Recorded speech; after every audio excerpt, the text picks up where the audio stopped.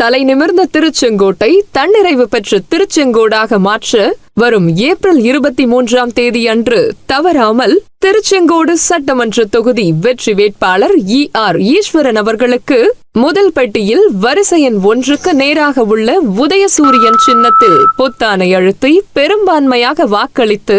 வெற்றி பெறச் செய்யுமாறு தாழ்மையுடன் கேட்டுக்கொள்கிறோம்.